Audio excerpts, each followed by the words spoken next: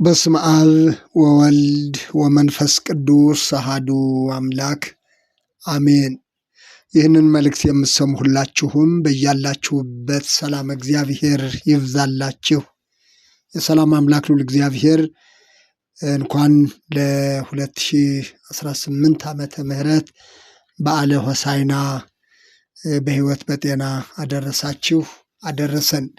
አምላካችን እግዚአብሔር ሁላችንንም በምህረቱ ጠብቆ ይህንን በዓለ ሆሳዕናን ደግሞ እንድናከብር ስላደረሰን ክብርና ምስጋና ለእርሱ ይሁን። እንግዲህ ስለ ሆሳዕና በቅዱስ ወንጌል በሰፊው ተገልጾ የምናገኘው ነው። በቤተ ክርስቲያናችን ስርዓተ አምልኮም የቅዱስ ያሬድን መዝሙር ዝማሬ ጨምሮ በልዩ ልዩ ሁኔታ ሆሳዕና በተለየ ሁኔታ በቤተ ክርስቲያን ደረጃ ይታሰባል። ዘንድሮ ደግሞ ሁለቱም ሆሳዕናና ጥንተ ስቅለቱ የምንለው መጋቢት 27 የመድኃኒታችን የኢየሱስ ክርስቶስ የስቅለቱ በዓል ሁለቱ ታላላቅ በዓላት በአንድ ቀን ውለዋል። ስለዚህ ጥቂት ደቂቃዎችን ስለ ሆሳዕናም ስለ መስቀሉም አብረን እናያለን። መልእክቱ ለሌሎችም እንዲደርስ ላይክና ሼር በማድረግ እንድትጀምሩ በአክብሮት አሳስባለሁኝ። የሚቀድሙትም ሕዝብ የሚከተሉትም ሆሳዕና ለዳዊት ልጅ በጌታ ስም የሚመጣ የተባረከ ነው፣ ሆሳዕና በአርያም እያሉ ይጮኹ ነበር ይላል የማቴዎስ ወንጌል ምዕራፍ 21 ቁጥር 9። የሚቀድሙትም ሕዝብ የሚከተሉትም ሆሳዕና ለዳዊት ልጅ በጌታ ስም የሚመጣ የተባረከ ነው፣ ሆሳዕና በአርያም እያሉ ይጮኹ ነበር። እንግዲህ ይህንን ወንጌላዊ ማቴዎስ፣ ወንጌላዊ ማርቆስ፣ ወንጌላዊ ሉቃስ፣ ወንጌላዊ ዮሐንስ አራቱም ወንጌላውያን የገለጹት ታሪክ ነው። እንግዲህ በቅዱስ ወንጌል ከተጻፉት አንኳር መልእክቶች አንዱ የሆሳዕና በዓል ነው። ወይም ደግሞ ስለ ሆሳዕና የተነገረው ስለ ሆሳዕና የተጻፈው ነው። መድኃኒታችን ኢየሱስ ክርስቶስ እንግዲህ በአህያ ተጭኖ ወደ ኢየሩሳሌም በገባ ጊዜ ትልቁም ትንሹም አዛውንቱም ሕፃናቱም የዘንባባ ዝንጣፊ ይዘው ሆሳዕና ለዳዊት ልጅ እያሉ ይጮኹ ነበር ይላል። እንግዲህ ሆሳዕና ማለት አሁን አድን ማለት ነው። ሆሳዕና ማለት አሁን አድን ማለት ነው። በዕለቱ ምስባክ በምንለው በዳዊት መዝሙር ውስጥ አቤቱ እባክህ አሁን አድን፣ አቤቱ እባክህ አሁን አቅና የሚል እናገኛለን። መዝሙረ ዳዊት መዝሙር 117 ቁጥር 25 ላይ አቤቱ እባክህ አሁን አድን፣ አቤቱ እባክህ አሁን አቅና። ምክንያቱም ይህ የእግዚአብሔር ማዳን አስቀድሞ በሕግ የተነገረው የተስፋ ቃል በነቢያት የተነገረው ቃል እውን ሆኖም ለማየት ብዙዎች በናፍቆት በተስፋ ይጠባበቁት የነበረ ቃል ነው።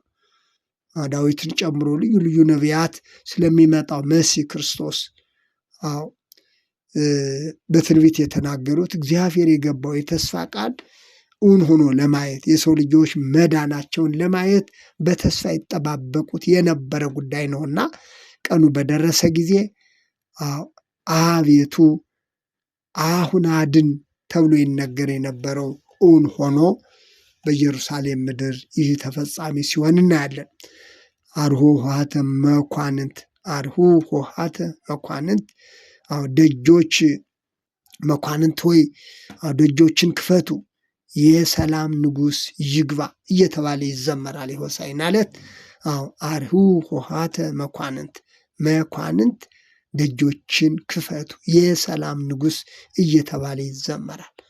አሁንም የሰላም ንጉሥ ክርስቶስ በእያንዳንዳችን ሕይወት፣ በእያንዳንዳችን ልብ፣ በእያንዳንዳችን ኑሮ እርሱ ይግባልን። ዛሬም በእውነት ለሰው ልጆች ሁሉ የሚያስፈልገው ይህ ሰላም ስለሆነ የሰላም ንጉሥ ክርስቶስ ለእያንዳንዳችን በሕይወታችን አስፈላጊ መሆኑን ቃሉ የሚለን ይህንን ነው። ሆሳዕና በአርያም እየተባለ የተዘመረለት ክርስቶስ ለሰው ልጆች ሁሉ መዳንና ሰላም ሆኖ ወደ ዓለም መጣ።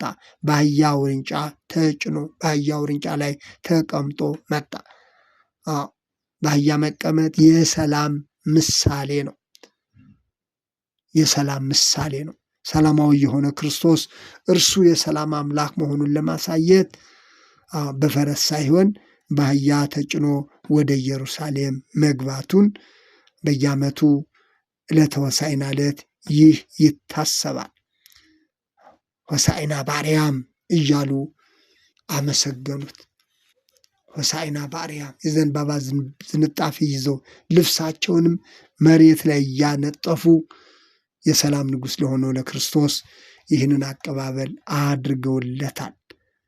የሚቀድሙትም የሚከተሉትም ነው የሚለው ቅዱስ ወንጌል። ስለዚህ ዘንድሮም እንግዲህ ቀደም ብዬ በመግቢያ ላይ እንደጠቀስኩት ይህ ሆሳዕና መድኃኒት የተባለው ክርስቶስ መድኃኒትነቱን ደግሞ በተግባር በመስቀል ላይ የፈጸመበት ጥንተ ስቅለቱ የምንለውም የሆሳዕና ዕለት መዋሉ ደግሞ በጣም የተለየ በዓል ያደርገዋል። ሆሳዕና ራሱን የቻለ ከተሳቱ ታላላቅ በዓላቶች ከ9 ታላላቅ በዓላቶች ኢየሱስ ክርስቶስ በዓላት አንዱ ነው። ስቅለትም ደግሞ እንደዚሁ። ስለዚህ ሁለቱም ታላላቅ በዓላት በአንድ ቀን ላይ ነው የዋሉት ማለት ነው። እንግዲህ ሁለቱም ለሰው ልጆች መዳን የተከፈለውን የመድኃኒታችን ኢየሱስ ክርስቶስን አዳኝነት የሚናገሩ ማዳኑን የሚያወሱ ናቸው። ስለዚህ ሆሳዕናም ስንል መድኃኒት ማለት ነው። አሁን አድን ማለት ነው። የተሰቀለው ክርስቶስ ደግሞ በሕግ በነቢያት ሲነገር የነበረው የተስፋ ቃል እውን ሆኖ መስቀል ላይ መዋሉን ተፈጸመ ማለቱን ማዳኑን የምናስብበት ልዩ በዓል ነው ማለት ነው። እንግዲህ ሰሞኑን ስለ ሰሙነ ሕማማት ስለ ስቅለት ያንን ስለሆነ የምናወራው በዛ ላይ ሰፋ አድርገን የምናየው ነገር ይሆናል። ነገር ግን እነዚህ ሁለት በዓላቶች በአንድ ቀን የዋሉት ሁለቱ በዓላቶች ሁለቱም ስለ መዳናችን ስለ ሰው ልጆች መዳን የሚናገሩ የሚታሰቡ በዓላቶች ናቸው። ሐዋርያው ቅዱስ ጳውሎስ በአንደኛ ጢሞቴዎስ መልእክቱ ምዕራፍ 1 ቁጥር 15ና 16 ላይ እንደገለጸው ኃጢአተኞችን ሊያድን ክርስቶስ ኢየሱስ ወደ ዓለም መጣ የሚለው ቃል የታመነና ሁሉ እንዲቀበሉት የተገባ ነው አለ። ከኃጢአተኞችም ዋናው እኔ ነኝ። ስለዚህ የዘላለምን ሕይወት ለማግኘት በእርሱ ያምኑ ዘንድ ላላቸው ሰዎች ምሳሌ እንድሆን አለ። ኢየሱስ ክርስቶስ ዋና በመሆን በእኔ ላይ ትዕግስቱን ሁሉ ያሳይ ዘንድ ምሕረትን አገኘሁ አለ። ትዕግስቱን ያሳይ ዘንድ ዛሬም ወገኖች እያንዳንዳችን መዳን የሚገባን ሁሉ መዳን እንድንችል እግዚአብሔር እንደገና በትዕግስቱ ብዛት ሌላ ዕድሜ፣ ሌላ ቀን፣ ሌላ ዓመት ስለሰጠን ምስጋና ለእርሱ ይሁን። ስለዚህ ስለ ሆሳዕና ስናስብ፣ ስለ ስቅለቱ ስናስብ፣ ዛሬ የሚታሰቡት ሁለቱን በዓላቶች ስናስብ ኃጢአተኞችን ሊያድን ክርስቶስ ኢየሱስ ወደ ዓለም መጣ የሚለውን ይህ የተፈጸመውን ነገር የምናስብበት ነው። ሐዋርያው ጳውሎስ እኔ ከኃጢአተኞች ዋናው እኔ ነበርኩኝ አለ። እውነት ነው፣ ቤተክርስቲያንን ያሳደደ ነገር ግን በክርስቶስ አምኖ ወደ እርሱ ሲመለስ በሞተውና በተነሳው በክርስቶስ ሲያምን መዳን ሆነለት። ለዚህም እኔ ምሳሌ ነኝ አለ። የዘላለምን ሕይወት ለማግኘት በእርሱ ያምኑ ዘንድ ላላቸው ሰዎች ሁሉ ምሳሌ እንድሆን ነው የምለው። ምሳሌ እንድሆን ኢየሱስ ክርስቶስ ዋና በመሆን በእኔ ላይ ትዕግስቱን ያሳይ ዘንድ ምሕረትን አገኘኋል። በእያንዳንዳችን ሕይወት እግዚአብሔር መዳን እንድንችል ሕይወት እንድናገኝ በትዕግስቱ እንደገና እንደጠበቀን ሌላ ዓመት እንደሰጠን እግዚአብሔርን ልናመሰግን ይገባል። እነዚህ ታላላቅ በዓላት ስናስባቸው በዋናነት መዳናችንን እንድናስብ ነው ወገኖች። እርሱ መዳን እንደሆነልን ሆሳዕና ማለት መድኃኒት ማለት ነው ብለናል። አሁን አድን ማለት ነው ብለናል። የተሰቀለው ክርስቶስ ደግሞ ለሰው ልጆች ሁሉ መዳን የከፈለውን ዋጋ፣ የፈሰሰውን ደም፣ የተቆረሰውን ስጋ፣ የቤዛነቱን ስራ የምናስብበት ዕለት ነው። እንዲህ ያለውን ታላቅ መዳን ቸል ብንል እንዴት እናመልጣለን አለ ሐዋርያው ጳውሎስ በዕብራውያን መልእክቱ ላይ። እንዲህ ያለውን ታላቅ መዳን ቸል ብንል እንዴት እናመልጣለን? ወገኖቼ ስለ ሆሳዕናም፣ ስለ ስቅለትም፣ ስለ ሌሎችም ስለ ክርስቶስ በዓላት ብናስብ፣ ሞቱን ብናስብ፣ ስቅለቱን ብናስብ፣ ትንሣኤውን ብናስብ፣ ልደቱን ብናስብ፣ ሆሳዕናውን ብናስብ፣ ሌሎችም ከክርስቶስ ስራ ጋር በተያያዘ የምናስባቸውን በዓላት ሁሉ ስናስብ የመዳናችንን ጉዳይ ቸል ሳንል ነው። ይህንን ማዳኑን ቸል ማለት ወገኖቼ ትልቅ ቅጣት ያስከትላል። ቸል እንዳንል ልናስብ ይገባል። በዓሉን ስናስብ መዳናችንን ልናስብ ይገባል። ለተዘጋጀልን መዳን ራሳችንን ማዘጋጀት ተገቢ ነው ወገኖች። በክርስቶስ የሆነልንን መዳን፣ በክርስቶስ የሆነልንን ሕይወት ቸል ሳንል መዳናችን አሁን መሆኑን አውቀን ራሳችንን ማዘጋጀት ይገባናል። ለዚህ ነው ሐዋርያው ቅዱስ ጳውሎስ በመዳንም ቀን ረዳሁ በማለት በሁለተኛው ቆሮንቶስ መልእክቱ ምዕራፍ 6 ላይ የገለጸው በመዳንም ቀን ረዳሁ። በእያንዳንዱ ቀን እግዚአብሔር የመዳናችንን ቀን እያዘጋጀ እንደሆነ፣ እያንዳንዷ ቀን ለመዳናችን የተሰጠች እንደሆነች፣ ሆሳዕና ስቅለት ስንል እንዲሁ ብቻ በዓሉን ለማክበር ለስርዓት ሳይሆን ለመዳናችን የሆነውን ነገር እያሰብን መሆን አለበት። ደግሞም ይህ ማዳን፣ ይህ መስቀል፣ ይህ ሕይወት በሚጠፉና በሚድኑ መካከል ምልክት መሆኑን ልናስተውል ያስፈልጋል።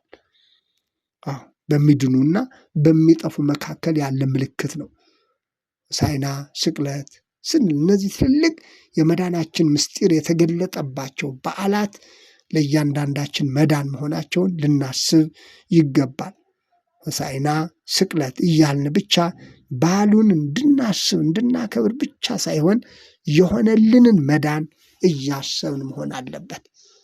ስለዚህ እርሱ መዳን ሆኖልናል፣ እርሱ ሕይወት ሆኖልናል፣ እርሱ የዘላለምን ሕይወት ሰጥቶናል። ሐዋርያው ቅዱስ ጳውሎስ እኔ ምሳሌ ነኝ አለ። እኔ ኃጢአተኛ የነበርኩት ለዚህ ምሳሌ ነኝ። ስለዚህ ክርስቶስ ወደ ዓለም መጣ የሚለው ሰዎችን ሁሉ ከኃጢአታቸው ሊያድን የመጣ መሆኑን ለሚቀበሉት ሁሉ ይህ የታመነ ነው አለ። ስለዚህ በዓሉን እንድናከብር፣ በዓሉን እንድናስብ እግዚአብሔር እንደገና ሌላ ዓመት ሌላ ቀን እንደሰጠን ሁሉ ለመዳናችን ደግሞ ራሳችንን ማዘጋጀት ይገባናል። አምላካችን እግዚአብሔር ስለነበረን ጊዜ ስሙ የተመሰገነ ይሁን።